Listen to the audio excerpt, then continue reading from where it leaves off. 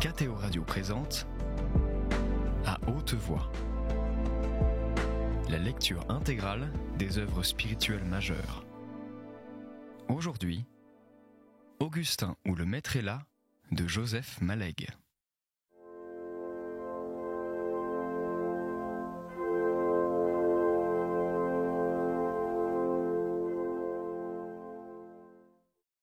La compote parut au malade inerte mais absorbable.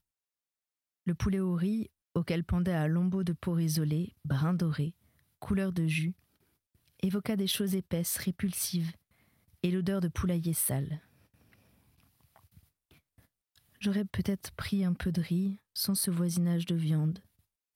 Il commença de creuser avec paresse quelques bouchées dans le riz sous-jacent, aux endroits où le jus n'avait pas pénétré. Vers 4 heures du soir, après le temps du repos, la grosse infirmière allemande lui monta un courrier où les lettres et brochures commençaient à se faire rares.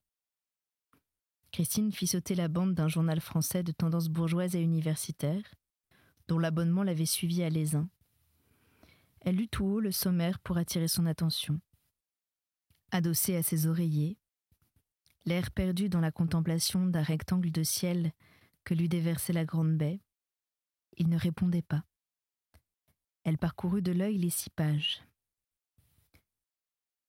Soutenance de thèse, M. Bourret vient d'être reçu docteur ès lettres avec mention honorable. Est-ce que c'est lui ?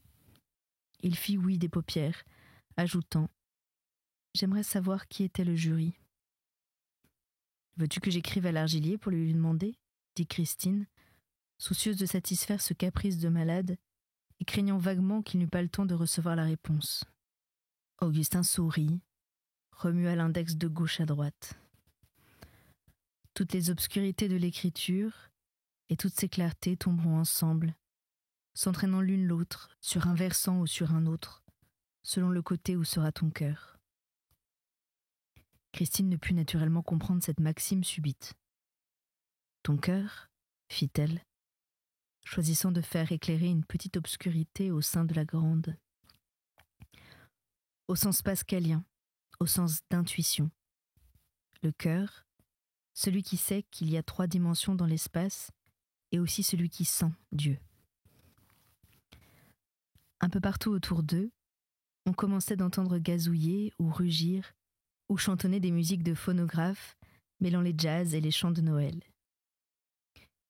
Écoute, j'aurais voulu rééditer, on me le demande, mes paralogismes de la critique biblique, avec une conclusion positive. Je devais l'envoyer à l'Argilier, mais naturellement je ne puis plus. Il faut se connaître, c'est-à-dire dans mon cas, connaître son corps, fit-il avec un sourire d'une grande paix. Il pria sa sœur d'ouvrir l'armoire. Elle trouva sur un rayon du papier blanc au format de ses anciennes fiches. J'ai pu juste écrire 3 pages, dans une grande aisance. Imagine quelqu'un marchant avec des muscles terrestres, contre une pesanteur moindre, dans la Lune ou dans Mars. Un mélange d'aisance et d'épuisement. Je conclurai par référence à Pascal. Je voudrais que tu écrives. Stupéfaite, Christine exprima quelques craintes. Non, je sais parler sans fatigue. Protester me fatiguerait plus. Elle s'assit et écrivit docilement sous sa dictée, tout près du lit, à contre-jour, dans cette chambre toute blanche, dont tous les murs réfléchissaient l'immense lumière du ciel.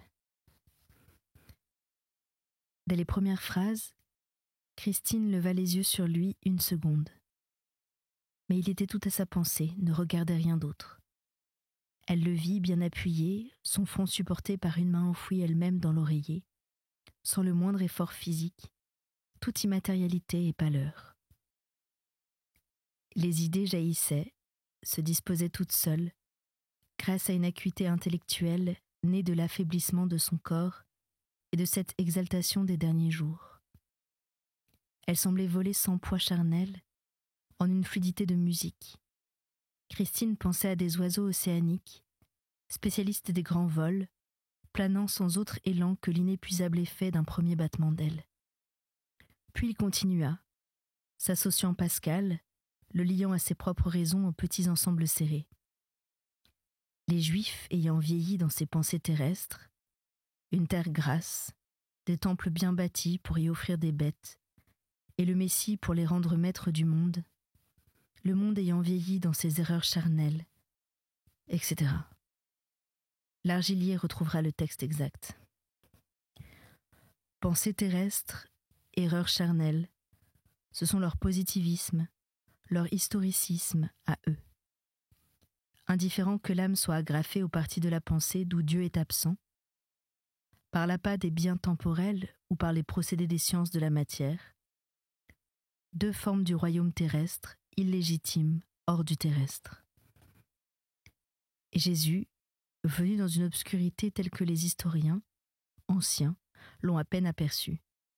Les lois économiques de la bassesse sociale, acceptées par lui, le cachaient à leur technique terrestre. Jésus, venu dans une obscurité telle que les historiens modernes l'ont à peine aperçu, les lois sociologiques de l'intechnicité des témoignages, acceptées par lui, le cachent à leur technique terrestre. Il eût dû assumer les critères terrestres, appât royal, témoignage établi par l'école des chartes. Il est venu. Ils n'ont pas cru que ce fût lui. À ce moment, derrière la mince cloison de briques, éclata un Noël composite et charmant. Augustin sourit, renonça à parler, fit signe à Christine d'écouter.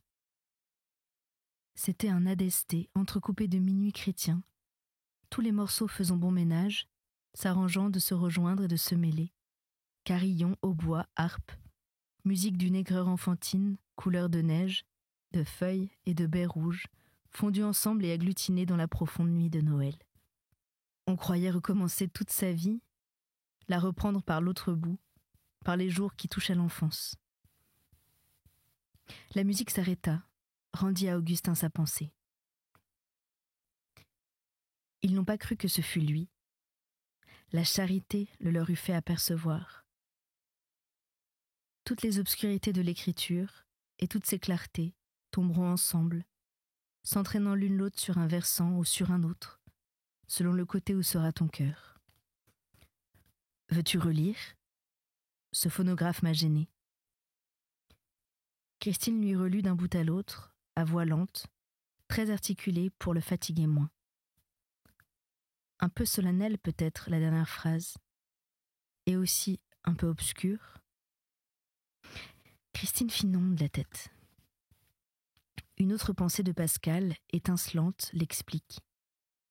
Tout tourne en bien pour les élus, même les obscurités de l'écriture, car il les honore. Christine reprit sous la dictée. Les textes d'une époque, écrits avec les procédés de cette époque et de ses classes sociales. Tout inspirés qu'ils soient, ce vent ne les souffle pas hors de leur temps natal. Ils restent les enfants du temps empirique. L'intechnicité des témoignages, source des obscurités.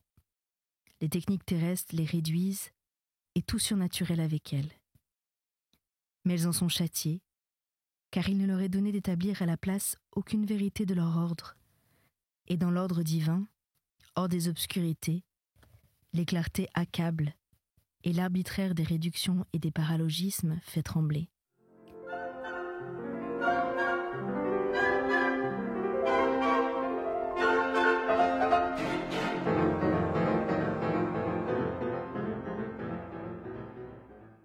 Il dut s'interrompre pour cracher. Christine devina, atteignit le crachoir, le lui reprit, le referma. Ainsi s'unissaient les pensées d'outre-mort, les musiques d'un jour et les dégradations corporelles, en un beau mélange, bien concentré. Une technique indifférente et vierge d'influence, aux prises avec les obscurités, au lieu de réduire, accepterait d'ignorer.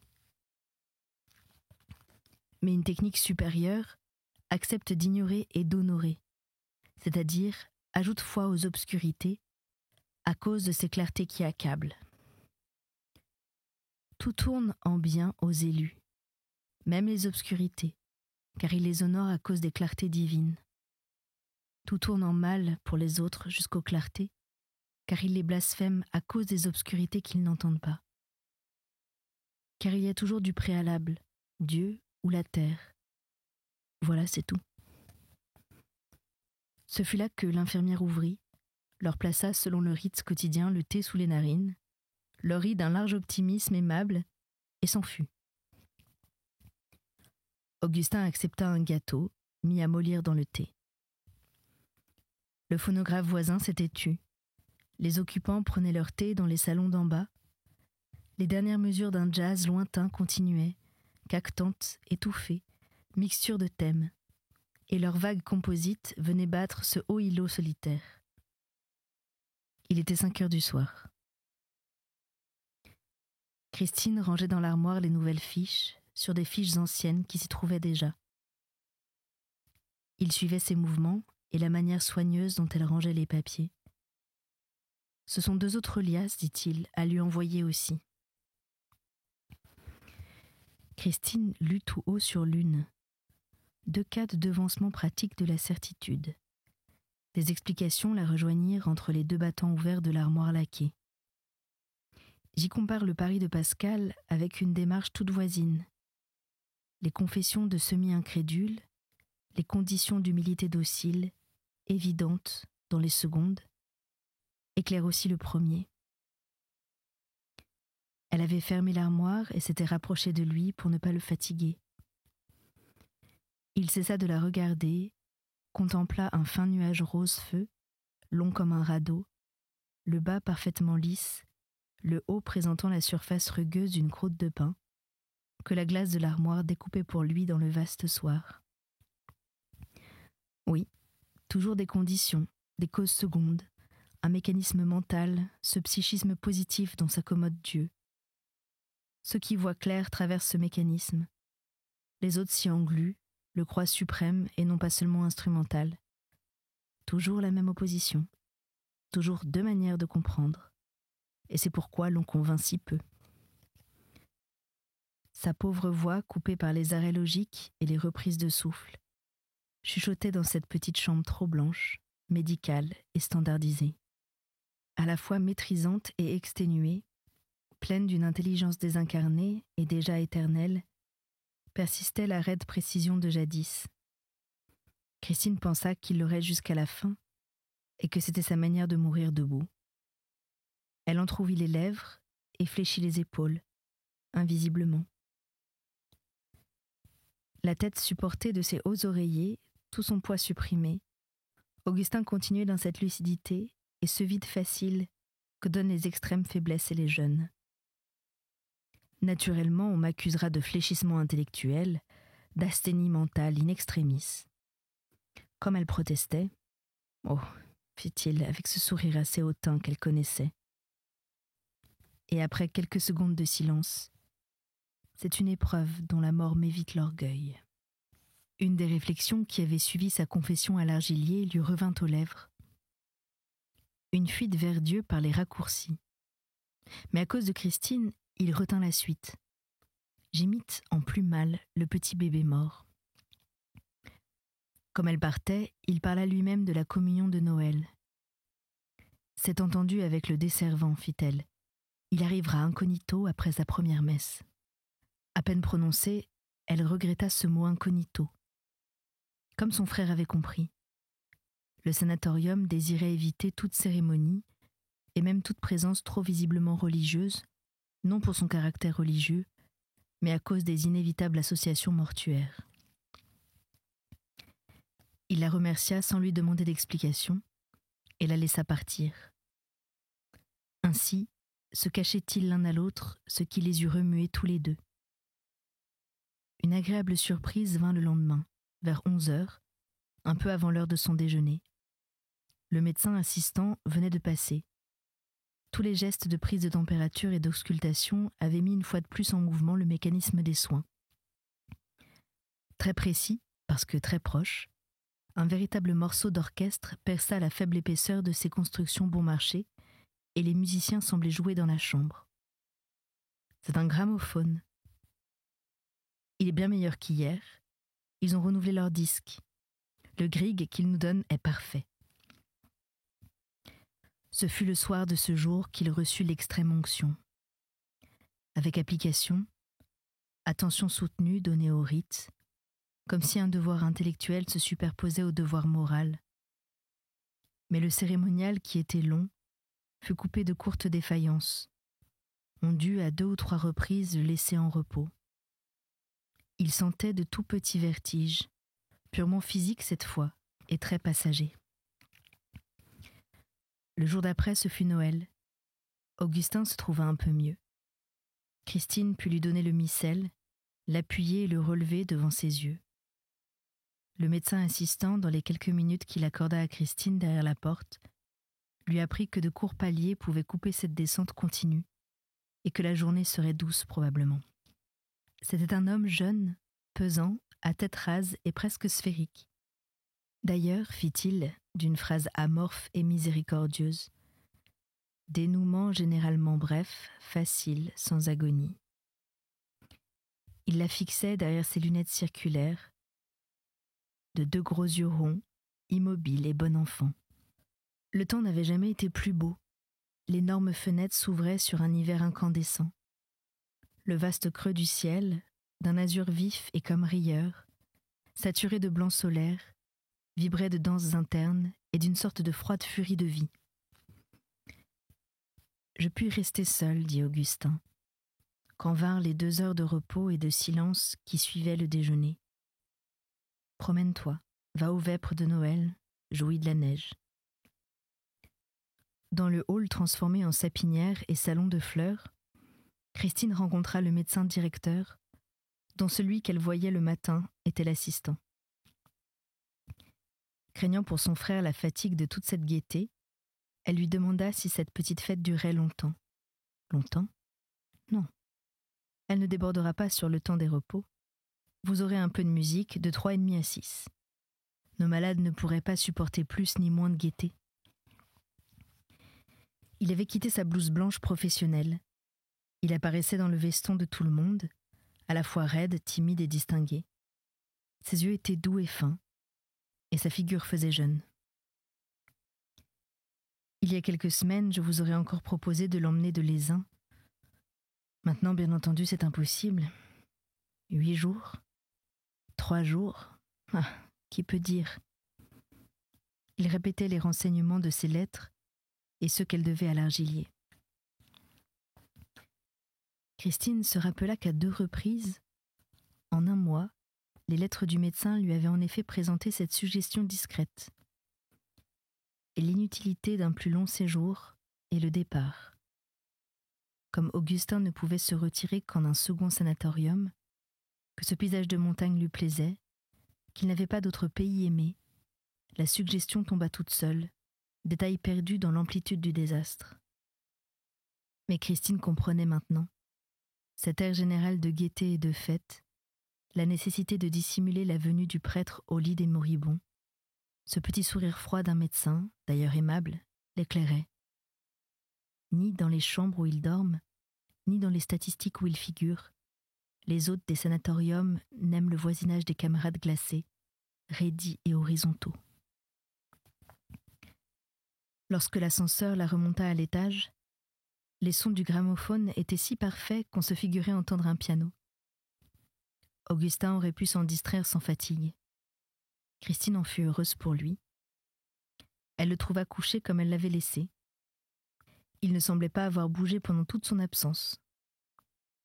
Mais un second coup d'œil le lui montra, sous cette immobilité trompeuse, ravagée de souffrance et de désespoir, comme au pire jour du Cantal, au moment des 2 lettres, avant la simili-résignation et le lent épaississement de la couche de cendre. « Qu'est-ce que c'est ?» demanda-t-elle saisie. Il se contenta du vieux geste hérité de son père pour signifier la feinte indifférence à d'impossibles bonheurs. Mais le geste, cette fois, ne souleva pas grand-chose, juste le poignet, d'une main d'une blancheur crayeuse, et le bout de ses doigts déformés. C'était À haute voix, une émission de KTO Radio. Aujourd'hui, Augustin ou le maître est là de Joseph Malègue. Lecture Anne-Céline Pellarini. Captation et réalisation, Aymeric Plouinec et Thibaut Dagalier. Une émission disponible en podcast sur ktoradio.com et sur l'application KTO Radio.